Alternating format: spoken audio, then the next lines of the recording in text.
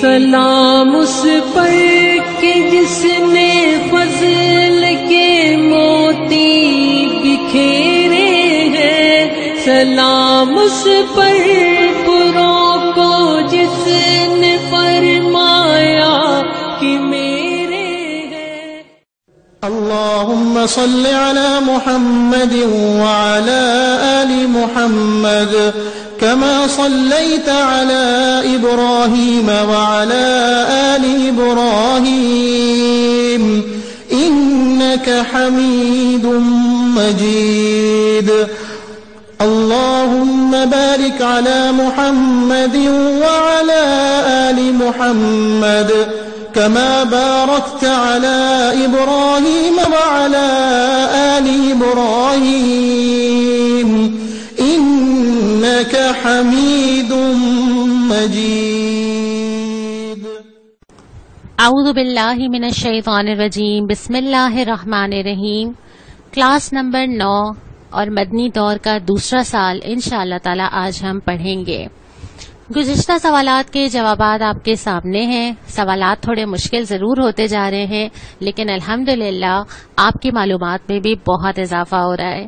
اس کے ساتھ ساتھ ہم نے حضرت ابوبکر صدیق رضی اللہ تعالی عنہ کے بارے میں بھی گزشتہ ہفتے بات کی تھی کہ حضرت ابوبکر رضی اللہ عنہ کا جو کردار ہمیں نظر آتا ہے واقعتاً وہ ہم سب کے لیے سیکھنے کا بہت بڑا موقع ہے۔ ایمان لانے کے بعد کوئی ہچکچاہٹ نظر نہیں آتی، کوئی سوال نظر نہیں آتا، بہت سارے کیا، کیوں، کیسے ہوگا، کیا نظر آتا ہے، کچھ نہیں پوچھتے، جو کہا جاتا ہے کھڑے ہو جاتے ہیں۔ ہر چیز اللہ کے لیے حاضر ہے، اپنا سب کچھ لگا دیا ہے، کچھ بچا کے نہیں رکھا ہے، اور صرف اپنا نہیں، اپنا پورا خاندان، یعنی غلام ہیں تو وہ بھی موجود ہیں، بیٹے ہیں تو وہ بھی حاضر ہیں، بیٹی ہیں تو وہ بھی دین کے لیے لگی ہوئی ہیں، پورا خاندان اپنے ساتھ شامل کیا ہے۔ پھر یہ کہ پوری حکمت عملی اور منصوبہ بندی کی ہوئی ہے اس پورے ساتھ دینے کے لیے۔ اور اب یہ بات طے کر لی ہے کہ بس اب میں ایمان لے آیا ہوں نا، اب میری ذات کے اوپر اگر کسی چیز کی ترجیح ہے تو وہ اللہ کے نبی صلی اللہ علیہ وسلم اور اللہ کا دین ہے، اور ان سب کے لیے اپنا سب کچھ لگا دیا ہے۔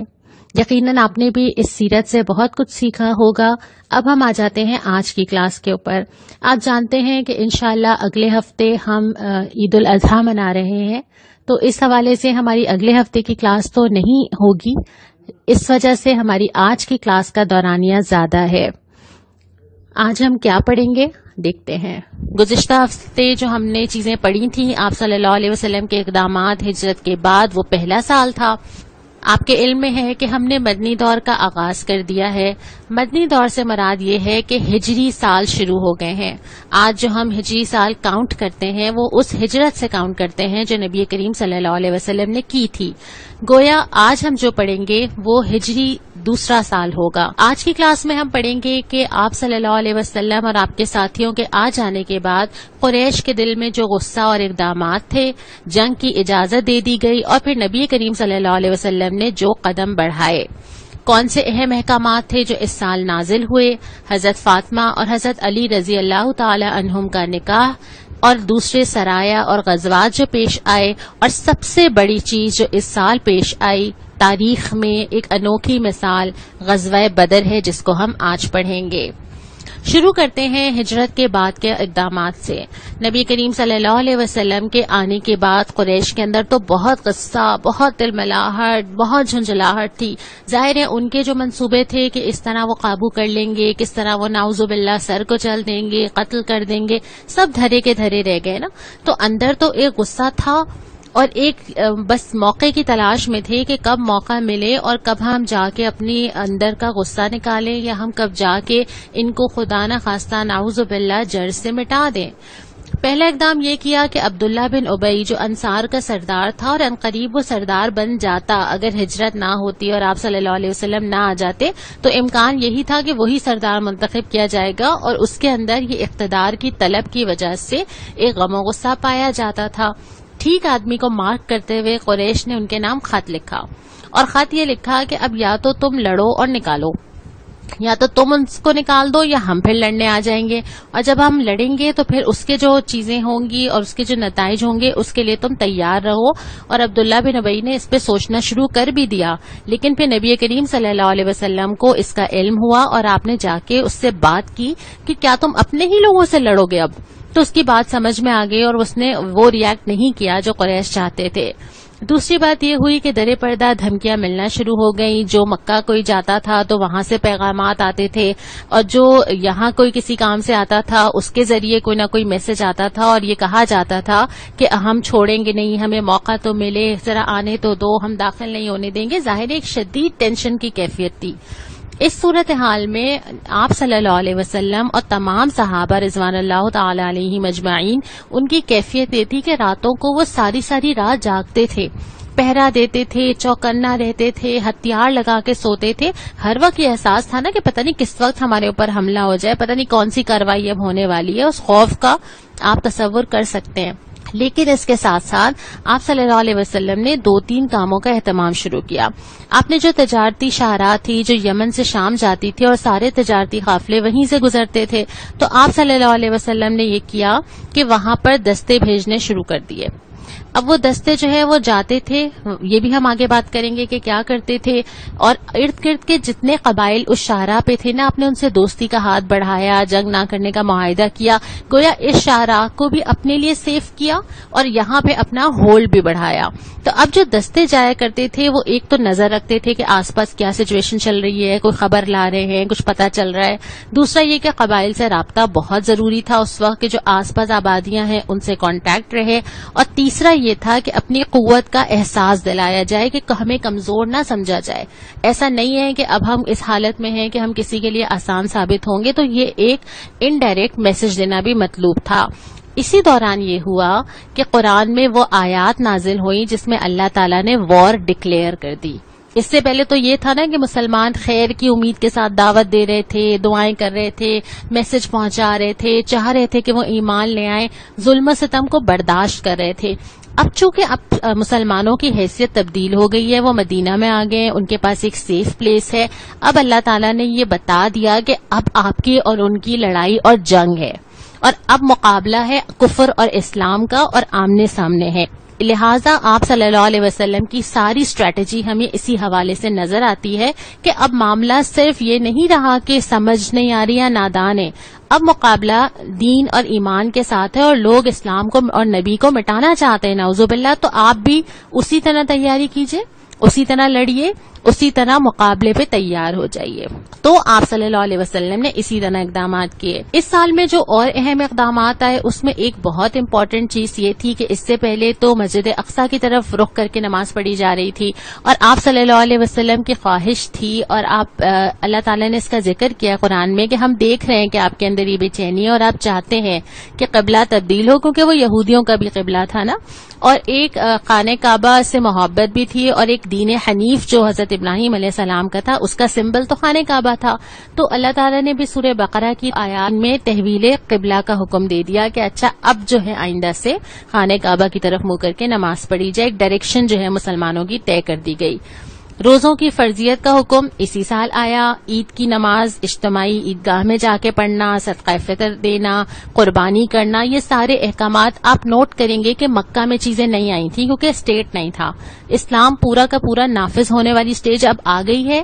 اب یہ ہو رہا ہے کہ احکامات شروع ہو رہے ہیں، اور انہی ساری چیزوں کے ساتھ ساتھ ہو رہے ہیں. جنگیں بھی چل رہی ہیں، خوف بھی چل رہا ہے، خوشیاں بھی ہو رہی ہیں، شادیاں بھی ہو رہی ہیں، اور ساتھ ساتھ اقدامات بھی ہو رہے ہیں. اور یہی زندگی ہے. زندگی میں یہی ہوتا ہے کہ آپ کی زندگی میں خوشی، غم، دین، آزمائش، آسانی ایک کے بعد ایک آ رہی ہوتی ہیں. اور اسی دوران یہ ہوا کہ حضرت فاطمہ اور حضرت علی رضی اللہ تعالی عنہ کا نکاح ہوا. آپ صلی اللہ علیہ وسلم نے حضرت علی کو بلایا اور ان سے پوچھا کہ تمہارے پاس کچھ ہے؟ انہوں نے کہا نہیں. آپ نے کہا وہ زرہ تھی نا تمہارے پاس ایک آئی تھی؟ تو انہوں نے کہا ہاں وہ تو ہے. پھر آپ صلی اللہ علیہ وسلم نے کہا اس کو سیل کرو، اس کو پھر اس کے بعد گھر کا سامان لیا گیا، اور پھر ان دونوں کا نکاح نبی کریم صلی اللہ علیہ وسلم نے پڑھایا. اب جو اہم چیز ہم آتے ہیں وہ اس وقت کی مہمات اور غزوات پہ آتے ہیں. ہمیں لگتا ہے نا کہ مکہ سے آ گئے تو بس اب تو زندگی آسان ہے، مکہ سے نکل کے آ گئے. ایسا نہیں ہے. ویسے تو دین پہ چلنا کبھی بھی آسان نہیں ہے.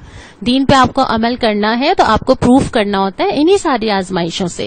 پہلے وہ آزمائشیں باہر والوں سے تھیں جو کھلے دشمن تھے. اب یہ آزمائشیں کئی جگہ سے ہیں. دشمن اپنی جگہ موجود ہے, اپنے اندر مختلف مزاجوں کے لوگوں کو لے کے چلنا, جہاں آپ رہ رہے ہیں وہاں پہ طرح طرح کے لوگ, یہودی, مشرکین, منافق, سب کو لے کے چلنا. تو اب آزمائشیں سے زیادہ ملٹی پلائی ہو گئی ہیں. اب صورتحال یہ ہے کہ پہلے میں نے ذکر کیا کہ مختلف مہمات اور دستے تو بھیجے ہی جاتے تھے. غزوات اور سرایا کا ذکر ملتا ہے. غزوہ اس مہم کو کہتے ہیں جس میں آپ صلی اللہ علیہ وسلم خود تشریف لے کے گئے ہوں, لیکن سریہ اس مہم کو کہتے ہیں جس کی جمع ہے سرایا, جس میں آپ صلی اللہ علیہ وسلم نے وقت بھیجا ہو, کسی کو سربراہ بنا کر بھیجا ہو, لیکن آپ خود تشریف لے کے نہ گئے ہوں. تو اس دور میں ہمیں چھوٹے چھوٹے بہت سارے غزوات اور سرایا ملتے ہیں کہ کچھ لوگوں کا گروپ بھیجا گیا کسی قبیلے کی طرف, کسی مشن کی طرف, کسی کام کو دے کر, اور وہ جاتے بھی تھے, گشت بھی کرتے تھے, اور جو ڈیوٹی ان کو دی جاتی تھی وہ کر کے آتے تھے. بڑی چیز جو اس دوران ہوئی وہ تھا غزوہ بدر, جس کو یوم الفرقان کہا جاتا ہے. فرقان, فرق ہونا, الگ الگ ہونا, حق اور باطل کو چھانٹ دینے والا. اور یہ 17 رمضان 2 ہجری کو آیا. غزوہ بدر کی چیزوں کو ہم 5 عنوانات میں تقسیم کرتے ہیں. سب سے پہلے یہ کہ کیوں ہوا, تیاری کیا کی گئی, جنگ میں کیا ہوا, جنگ کے فوراً بعد کیا ہوا, اور پھر ہم نے اس سے کیا سیکھا.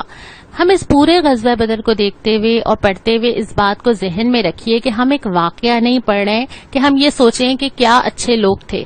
یہ تو ایک پہلو ہے نا, لیکن وہ سارے لوگ ہمارے لیے مثال چھوڑ کے گئے ہیں کہ جب ایسا کوئی وقت آ جائے, اور ان سارے قصوں میں اپنے آپ کو اس کی جگہ رکھ کے ضرور سوچئے گا یہ میری اور آپ کی طرح کے انسان ہیں, ان کے بھی گھر ہیں, فیملیز ہیں, شوق ہیں, سکون ہے زندگی میں, چاہتے ہیں کہ بہت مزہ آئے, آسانی ہو, کسی سے سامنا نہ کرنا پڑے, اپنی لائف آسانی سے گزاریں, تجارتیں ہیں, بزنس ہیں, سب کچھ ہے ان کے ساتھ بھی. لیکن ایمان ایسی چیز ہے جس نے ایسی ایسی مثالیں قائم کر دی. ہم ہر ایک کے کردار میں اپنے آپ کو دیکھیں گے. ہوا یہ کہ آپ صلی اللہ علیہ وسلم نے سریہ نخلا کہا جاتا ہے کہ حضرت عبداللہ بن جحش رضی اللہ تعالی عنہ کی قیادت میں ایک وفد بھیجا, اور اس کو کہا کہ وہ جائے اور خبر لے اور راستے میں دیکھے.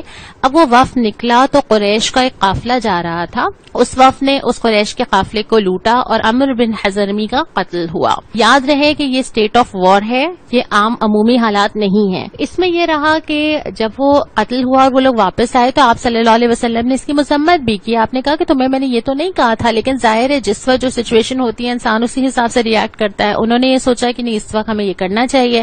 پھر آپ صلی اللہ علیہ وسلم نے اس کا فدیہ بھی دلوایا. پھر یہ ہوا کہ ابو سفیان کی قیادت میں اس کے بعد یعنی کچھ وقت گزرنے کے بعد ایک وفد قریش کا بہت بڑا تجارتی قافلہ تھا جس میں ان کی پوری ارننگز اور ان کی بہت ساری انویسٹمنٹ تھی. اب وہ جب تجارتی قافلہ وہاں سے گزر رہا تھا نا, ابو سفیان اس کی قیادت کر رہے تھے. ابو سفیان کو یہ لگا کہ مجھے بھی لوٹا جائے گا, اور انہوں نے سوچا کہ اب میرے اوپر تو خطرہ ہے, میں کیا کروں. تو پہلے تو یہ کیا کہ ایک آدمی کو بھیجا کہ تم مکہ جاؤ اور وہاں جا کے اعلان کر دو کہ ہم پہ حملہ ہونے والا ہے. ایک سائڈ تو یہ تھی, وہ آدمی چلا گیا مکہ اور اس نے جا کے خوب شور مچایا کہ خبردار ہو جاؤ, حملہ ہونے والا ہے, دیکھو کیا ہو رہا ہے, تمہارے تو ساری کمائی لٹنے والی ہے. اور وہاں پہ ایک پینک اور ایک غصہ تو پہلے ہی موجود تھا, تو وہاں پہ تو ایک پوری مہم شروع ہو گئی کہ اچھا اب ہم نکلتے ہیں اور اب ہم بتاتے. دوسری طرف یہ ہوا کہ ابو سفیان نے اس نے جب یہ سوچا تو اس نے آس پاس معلوم کیا اور راستہ بدل لیا. قریش اپنی طور پہ تیار ہو رہے تھے, ہر گھر سے چیزیں لائی جا رہی تھیں, ہر گھر کا نوجوان نکل گیا تھا, اور وہ وہاں سے نکل رہے تھے کہ ان کو یہ پتا چلا کہ ابو سفیان نے تو راستہ بدل لیا. اب قریش کا لشکر تو روانہ ہو چکا تھا. اب آپس میں اختلاف ہوا اور حضرت حکیم بن عزام اس وقت تک مسلمان نہیں ہوئے تھے. انہوں نے عتبہ سے کہا کہ ہمیں پھر واپس چلے جائیں, جیب تو ریزن ہی نہیں بچا نا, اب کیا کریں, چلتے ہیں واپس. تو اس نے کہا ہاں بات تو ٹھیک ہے. پھر ابو جہل کے پاس گیا, لیکن ابو جہل کا جو ایک رویہ اور کردار ہم پڑھتے چلے جا رہے ہیں, اس کو جتنا غصہ تھا اس نے کہا نہیں. اس نے عتبہ سے کہا کہ تمہارا اصل میں بیٹا ہے نا مسلمانوں کی طرف, اس وجہ سے تمہیں جو ہے کمزوری پیدا ہو رہی ہے. ظاہر ہے ان کی حمیت نے جوش مارا, انہوں نے کہا نہیں ایسی کوئی بات نہیں ہے, چلو پھر نکلو.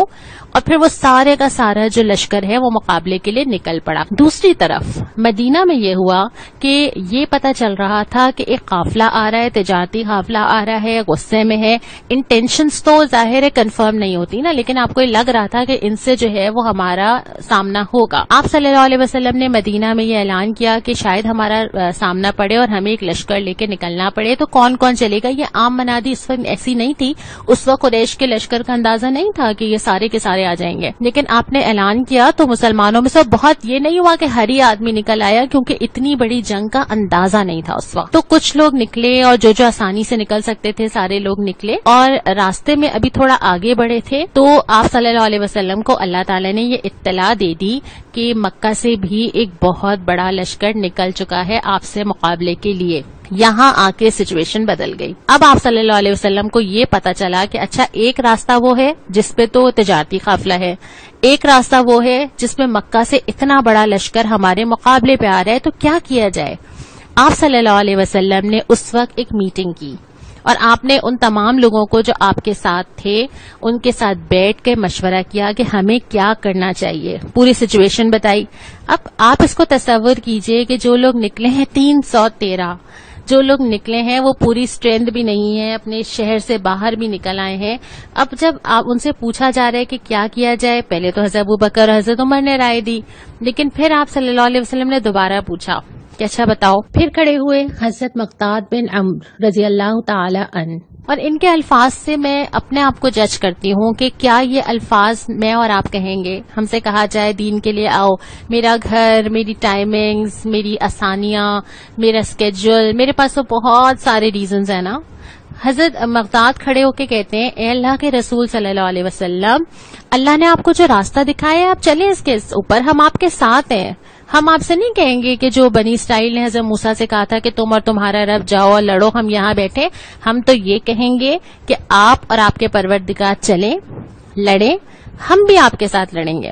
اس کے بہت سارے الفاظ ہمیں اسی طرح کے ملتے ہیں کہ وہ کہتے ہیں کہ بس آپ جہاں چلیں گے ہم آپ کے ساتھ چلیں گے. یہ مہاجر تھے. آپ صلی اللہ علیہ وسلم نے دعا دی، لیکن آپ نے پھر یہی فرمایا کہ اچھا اور مشورہ دو. یہ سن کے انصار سمجھ گئے کہ اچھا اب ہمیں مخاطب کیا جا رہا ہے. تو حضرت سعد بن معاذ رضی اللہ تعالی عنہ کھڑے ہوئے. یہ انصار میں سے تھے کہ انصار نے تو اتنی بڑی قربانی پہلے ہی دے دی تھی نا کہ اپنا شہر کھول دیا تھا، اور ان سے یہ ایکسپیکٹ کرنا ظاہر ہے کہ ان کے ذہن میں کیا چل رہا ہے کہ اب وہ کیا ہمارے ساتھ باہر بھی چل کے لڑیں گے، کیونکہ جھگڑا تو ہمارا تھا. لیکن ایمان ایسی چیز تھی نا جس نے یہ باؤنڈریز ختم کر دی تھی. حضرت سعد جب کھڑے ہوئے انہوں نے کہا کہ اے اللہ کے رسول صلی اللہ علیہ وسلم، مجھے لگ رہا ہے کہ آپ ہم سے کہہ رہے ہیں. آپ نے فرمایا کہ ہاں. حضرت سعد رضی اللہ تعالی عنہ نے فرمایا ہم تو آپ پر ایمان لائے ہیں نا، ہم نے آپ کی تصدیق کر دی ہے، ہم نے گواہی دی ہے کہ آپ جو لے کر آئے ہیں وہ حق ہے، اور اس پر ہم نے اپنے آپ کو آپ کی اطاعت میں دے دیا ہے. آپ کا جو ارادہ ہے آپ چلیے. اس ذات کی قسم جس نے آپ کو حق کے ساتھ مبعوث کیا ہے، آپ ہمیں لے کے سمندر میں بھی کودنا چاہیں گے نا، ہم آپ کے ساتھ کود پڑیں گے. ہمارا ایک آدمی بھی پیچھے نہیں رہے گا. ہمیں کوئی ہچکچاہٹ نہیں ہے کہ آپ ہمارے دشمن سے ٹکرا جائیں، اور ہم جنگ میں لڑنے کے لیے تیار ہیں. اور ہم ہو سکتا ہے اللہ تعالیٰ آپ کو ہماری طرف سے ایسی چیز دکھائے جس سے آپ کی آنکھیں ٹھنڈی ہو جائیں. آپ ہمیں ساتھ تو لے کے چلیں، اللہ تعالیٰ آپ کو برکت دے. اور اتنا پیارا جواب. اور ایک اور جگہ اس سے پیارے الفاظ بھی ہیں حضرت سعد کے، اور اس میں یہ ہے کہ انہوں نے کہا کہ اے اللہ کے رسول صلی اللہ علیہ وسلم، جہاں چاہیں چلیں، جس سے چاہے تعلق استوار کریں، جس سے چاہے کاٹ لیں، ہمارے مال سے جو چاہے لے لیں، جو چاہے دے دیں. آپ جو لیں گے وہ ہمیں زیادہ پسند ہوگا بنسبت اس کے کہ آپ جو چھوڑیں گے. آپ کا جو فیصلہ ہوگا ہم مانیں گے. یہ والے الفاظ میں اللہ تعالیٰ کے لیے کہہ سکتی ہوں، اللہ کے دین کے لیے کہہ سکتی ہوں. میرا جو مال اللہ کے لیے چلا جائے مجھے زیادہ محبوب ہے بجائے اس کے کہ جو میں روک لوں. میرا جو وقت اللہ کے لیے چلا جائے وہ زیادہ اچھا ہے بجائے اس کے کہ جو میرے ذاتی کام آ جائے. میری ساری چیزیں اللہ کے لیے لگ جائیں. یہ ہمت کی بات ہے، اور یہ ہمت ایمان ہی دیتا ہے. لیکن ایسا نہیں ہے کہ یہ مثالیں آج قائم نہیں ہو سکتی، یہ ہم سب کر سکتے ہیں. اللہ سے ایسا تعلق ہوتا ہے تو زبان سے پھر ایسے الفاظ بھی نکلتے ہیں. اس کے بعد جب آپ صلی اللہ علیہ وسلم کو یہ جوابات ملے، پھر منصوبہ بندی شروع ہوئی. پھر یہ طے کیا گیا کہ جنگی حکمت عملی کیا ہوگی. ہدایات دی گئی. بدر کے میدان میں پہنچے، وہاں پہ خیمہ لگایا گیا. مشورہ ہوا کہ نہیں یہاں نہیں وہاں لگائیے، چشمے کے پاس لگائیے. معلومات حاصل کی گئی مختلف لوگوں کو سے بھی، اور آپ صلی اللہ علیہ وسلم نے جا کے بھی راستے میں کچھ لوگوں سے کنفرم کیا. کہ کس کے علم میں کیا ہے. جو ایک جاسوسی کا نظام ہوتا ہے اس طرح بنایا گیا, لشکر کی ترتیب بنائی گئی, صفیں بنائی گئی, لیکن جو کمپیریزن تھا نا وہ کچھ نہیں تھا. اگر آپ ساز و سامان دیکھیں, ظاہر مسلمان اس بھرپور تیاری سے نہیں نکلے تھے, تو صرف 313 تھے اور قریش 1000 آ رہے تھے. اور اس کے بعد جو اونٹ تھے مسلمانوں کے پاس وہ 70 تھے اور قریش کے پاس 700 تھے. جو گھوڑے تھے وہ 2 تھے اور قریش کے پاس 100 تھے. اور مسلمانوں کے پاس جو ہتھیار تھے اس میں صرف 2 تلواریں تھیں. یعنی ان تمام چیزوں کے ساتھ وہ وہاں سے نکلے تھے, لیکن بھروسہ چیزوں پہ تھا ہی نہیں نا. بھروسہ تو یہ تھا کہ اگر اللہ تعالیٰ نے مجھے فتح دینی ہے تو اللہ تعالیٰ اسی کے ساتھ دے گا, اور چیزوں سے زیادہ میٹر کرتا ہے کہ آپ کے پاس ایمان کیسا ہے, کیونکہ وہی آپ کی اسٹرینتھ ہے. اور اس کے بعد پھر بدر کے میدان میں پہنچتے ہیں. جو نقشہ آپ کے سامنے ہے اس وقت آپ کو نظر آ رہا ہے. کیفیت یہ ہے کہ مسلمانوں کا لشکر جیسا کہ آپ دیکھ سکتے ہیں کہ حوض کے پاس ہے, قریش کا لشکر سامنے کی طرف ہے. قریش کے پیچھے آپ کو نظر آ رہا ہے مکہ مکرمہ جانے کا راستہ ہے, اور مسلمانوں کی طرف جو ہے وہ مدینہ جانے کا راستہ ہے, اور درمیان میں جنگ کا وہ میدان ہے. اس کے بعد جنگ شروع ہوتی ہے. شروع ہوتے ہی سب سے پہلے قریش کی طرف سے للکارا جاتا ہے, اور 3 لوگ سامنے آتے ہیں جو اب آپ کے سامنے آ رہے ہیں. یہ 3 ہیں شیبہ بن ربیعہ, عتبہ بن ربیعہ اور ولید بن عتبہ. یہ سامنے آتے ہیں. پہلے تو یہ پکارتے ہیں کہ بھیجیے کون آتا ہے ہمارے مقابلے پہ. تو یہ 3 صحابہ آتے ہیں, حضرت عبداللہ بن رواحہ, عوف بن حارث اور معوذ بن حارث رضی اللہ تعالی عنہم. وہ پوچھتے ہیں تم لوگ کون ہو؟ وہ کہتے ہیں ہم انصار سے. وہ کہتے ہیں نہیں, تم سے ہمارا جھگڑا نہیں ہے. پھر آپ صلی اللہ علیہ وسلم کو پکار کے کہتے ہیں کہ اپنے لوگ بھیجیے. پھر آپ صلی اللہ علیہ وسلم پکارتے ہیں تو حضرت حمزہ رضی اللہ تعالی عنہ, حضرت علی رضی اللہ تعالی عنہ, حضرت عبیدہ رضی اللہ تعالی عنہ, یہ تینوں آتے ہیں. اور اس کے بعد پھر جنگ شروع ہو جاتی ہے. اس پوری جنگ کے اندر جب تک جنگ ختم نہیں ہوتی آپ تصور کر سکتے ہیں کسی کو معلوم نہیں ہے کہ نتیجہ کیا ہوگا, لیکن اگر آپ دنیا کے لحاظ سے کیلکولیشن کریں تو سمجھ آ رہا ہے کہ جیتنے کا کوئی سوال نہیں نظر آ رہا, کوئی کمپیریزن ہی نہیں بن رہا اتنے بڑے لشکر سے جا کے ٹکرانے کا. لیکن جو اس کے اندر مظاہرے ہمیں نظر آتے ہیں, پہلے تو ایمان کے مظاہرے نظر آتے ہیں کہ چھوٹا سا بچہ اس کو واپس بھیجا جا رہا ہے, وہ کہہ رہے ہیں مجھے نہیں جانا. حضرت عمیر بن ابی وقاص رضی اللہ تعالی عنہ. پھر یہ نظر آتا ہے باپ اور بیٹا آمنے سامنے لڑ رہے ہیں. یہ سارے جو لوگ جو مدینہ پہنچے تھے ہجرت کر کے, ان کی فیملیز مکہ میں تھی نا, اور اس میں بہت سارے ایسے لوگ تھے جو اپنے چچا سے, اپنے باپ سے, اپنے بیٹے سے لڑ رہے تھے. اور پھر نظر آتا ہے حضرت عمیر کا ہی واقعہ کہ ہاتھ میں کھجوریں ہیں اور کہتے ہیں کہ اب کھجوریں کھا کے وقت کون ضائع کرے, اب تو جنت میں جا کے کھائیں گے. کھجوریں پھینکتے ہیں اور شامل ہو جاتے ہیں. پھر یہ بھی نظر آتا ہے کہ عتبہ بن ربیعہ کے جو بیٹے تھے حضرت ابو حذیفہ رضی اللہ تعالی عنہ, وہ مسلمانوں کی طرف سے لڑ رہے تھے. اور جب ان کے باپ کو قتل کیا گیا اور اس کی لاش لے جائی جا رہی تھی تو ان کے چہرے پہ رنج تھا. تو آپ نے پوچھا کہ کیا تمہیں اپنے باپ کے سنجام پہ رنج ہو رہا ہے؟ انہوں نے کہا کہ نہیں یا رسول اللہ صلی اللہ علیہ وسلم, مجھے یہ غم نہیں ہے کہ اس کو یہ انجام پہنچا ہے. مجھے غم یہ ہے کہ یہ سمجھدار آدمی تھا, مجھے امید تھی کہ یہ ایمان لے آئے گا, مجھے اس کے ایمان نہ لانے کا رنج ہے. کیسی مثالیں ہیں یہ, کیسے لوگ ہیں یہ. جذبات تو تھے نا دلوں کے اندر, تکلیف تو ہوتی ہوگی نا, لیکن ان سارے رشتوں کے اوپر ایمان ہے. سب سے پہلے دین ہے. اور پھر اس کے دوران مسلمانوں نے وہ اللہ تعالیٰ کی نصرت محسوس کی, اور اس میں یہ تھا کہ دونوں لشکروں کو تعداد کم نظر آ رہی تھی. پھر اس کے بعد کفار کو مسلمان زیادہ اور مسلمانوں کو کفار کم نظر آنے لگے. بارش ہوئی غزوہ سے پہلے, اور اس میں ایک کیفیت سکینت کی طاری ہوئی.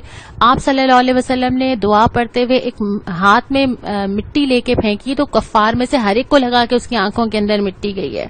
اور اس کے بعد یہ بھی محسوس کیا کہ کوئی اور ہمارے ساتھ لڑ رہا ہے. بعض صحابہ نے اس کو کوٹ کیا ہے, میں کسی کو تلوار مار رہا ہوں تو اس کی گردن میری تلوار لگنے سے پہلے گر گئی, اور میں کسی کو زخمی کرنا چاہ رہا ہوں تو اس کا ہاتھ کٹ کے گر گیا جو کہ میں نے نہیں کاٹا تھا.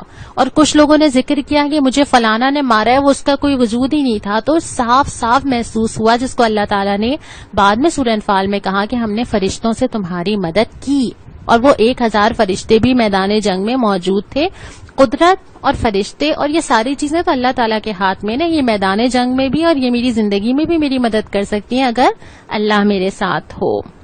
اور اسی غزوہ بدر کے دوران نبی کریم صلی اللہ علیہ وسلم کی بڑی رقت والی دعائیں بھی ملتی ہیں نا, کیونکہ دعا بھی تو ایک طاقت ہے نا. اور آپ صلی اللہ علیہ وسلم نے دعا مانگی کہ اللہ کہ تھوڑے سے لوگ ہیں نا, اگر یہ بھی چلے گئے یا ان کا بھی نام مٹا دیا گیا تو روئے زمین پہ تیری عبادت کرنے والا کوئی نہیں ہوگا. اور یہ بھی کہ اللہ جو وعدہ آپ نے کیا تھا اب ہماری مدد کیجئے، وہ وعدہ پورا کیجئے۔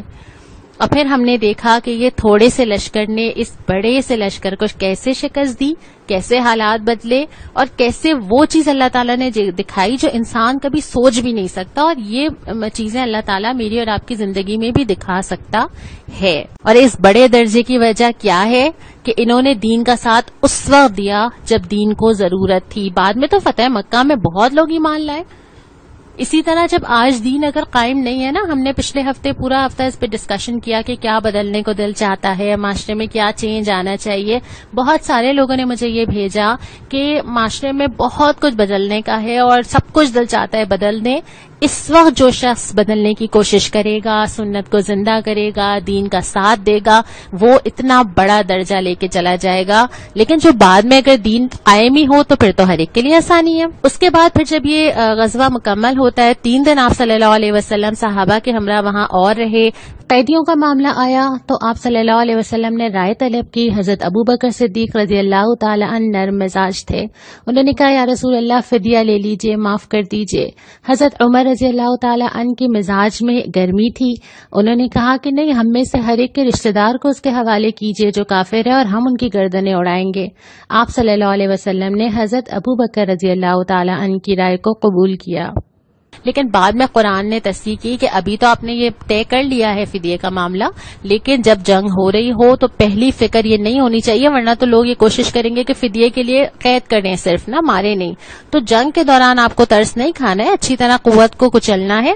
پھر اگر بعد میں آپ کوئی اور چیز سوچتے ہیں تو الگ بات ہے۔ مال غنیمت آیا، پہلا معاملہ تھا، پہلی جنگ تھی، کیا کیا جائے، کس کو ملنا چاہیے۔ سورہ انفال کی پہلی آیت میں بھی اس کا بتا دیا گیا کہ آپ صلی اللہ علیہ وسلم نے سارا مال جمع کیا اور پھر اس کو تقسیم کیا۔ اور پھر قرآن نے پورا تبصرہ، میں آپ کو ضرور ریکمینڈ کروں گی کہ آپ سورہ انفال ضرور پڑھیں۔ قرآن نے پورا تبصرہ کیا ہے۔ پہلے کوتاہیوں پہ توجہ دلائیے کہ تم نے جو غلطی کی اور تمہیں اپنی استغفار کرنا چاہیے اور اللہ سے اپنی کمزوری کی معافی مانگنی چاہیے۔ پھر اللہ کی مدد کا ذکر کیا کہ تمہارا بل بوتا نہیں تھا، یہ اللہ کی مدد تھی جو تمہارے ساتھ تھی۔ پھر مال غنیمت کا بتایا گیا، جنگ کے احکامات آئے، اور ساتھ ہی اللہ تعالیٰ نے اس پوری چیز سے نصیحت کی ہے۔ ضرور سورہ انفال کو آپ پڑھیے گا۔ اب اس پورے غزوہ بدر کے بعد جو نتائج ہمیں نظر آئے کہ مسلمانوں کی ایک قوت نظر آ گئی۔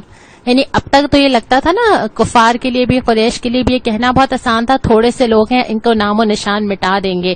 اب پتہ چلا کہ یہ اب ممکن نہیں ہے، اور ایک قوت کا مظاہرہ ہوا، اور قریش کا جو ایک روب اور ایک دبدبہ تھا اس کا خاتمہ ہوا۔ حق اور باطل کھل کے آ گیا سامنے، خود مسلمانوں کے سامنے بھی آیا، انہوں نے بھی ایسی بہت ساری چیزیں دیکھی جو ان کے سامنے آیا، اور عام لوگوں کے سامنے بھی آ گیا کہ تھوڑے ہی سے لوگ ہوں، اور یہ ہمیشہ کے لیے اصول سامنے ہے، آج بھی ہمارے لیے ہے، حق تھوڑا بھی ہونا اللہ کی مدد کے ساتھ بہت زیادہ ہوتا ہے۔ اور یہ یقین پیدا ہوا سب کے اندر، ہم بھی پڑھ رہے ہیں تو ہمیں بھی محسوس ہو رہا ہے نا کہ بس اللہ کی مدد چاہیے ہر معاملے میں۔ اللہ ساتھ ہونا، پھر معاملات کیسے سیٹل ہوتے ہیں، آسانیاں کیسے ہوتی ہیں، مدد کیسے آتی ہے، وہ زندگی میں ہمیں نظر آ جاتا ہے۔ لیکن اس کے بعد ایک ٹرننگ پوائنٹ یہ آیا کہ جو یہودی تھے وہاں کے، مدینہ کے، ان کے اندر جو سازشی نیت تھی جو ہم نے پہلے پڑھا، ان کی طرف سے اب سازشوں کا آغاز شروع ہوا۔ گویا مقابلے پہ جب یہ لگا کہ نہیں مقابلہ کر پائیں گے، تو اندرون خانہ جو لوگ سازش کرنے کی کوشش کر رہے تھے وہ ہم انشاءاللہ تعالی آگے پڑھیں گے۔ آج کی کلاس میں اس غزوہ بدر میں اتنی سنتیں ہیں کہ میں نے آج کوئی سنت نہیں لی، دین کے لیے کھڑے ہونا اور یہ ساری چیزیں۔ آج میں صرف ایک سوال آپ کے سامنے رکھ رہی ہوں، اور اس سوال کے جواب میں یہ نہیں چاہوں گی کہ آپ یہ کہیں کہ نہیں ہم ایسا نہیں کر سکتے، مطلب میں یہ چاہ رہی ہوں کہ آپ اپنی کمزوری کے بجائے مجھے اپنی قوت بتائیے کہ ان غزوہ بدر کے حالات سے آج کل کے لیے یا اپنے لیے آپ نے کیا سیکھا۔ آپ نے یہ نہیں کہنا کہ ہم کہاں، آپ نے یہ کہنا ہے کہ ہاں ہمارے اندر کیا ہے، کیا کر سکتے ہیں، کیا طاقت ہے، کیا قوت ہے، کیا ارادہ ہے۔ غزوہ بدر کے حالات سے میں کیا سیکھوں گی، یہ انشاءاللہ تعالی آپ بات کریں گے۔ اگلی کلاس میں انشاءاللہ تعالی ہم 3 ہجری کے اوپر بات کریں گے۔ السلام علیکم ورحمۃ اللہ۔ سلام اس پر کہ جس کا نام لے کر اس کے شیدائی الٹ دیتے ہیں تخت خیر دیتا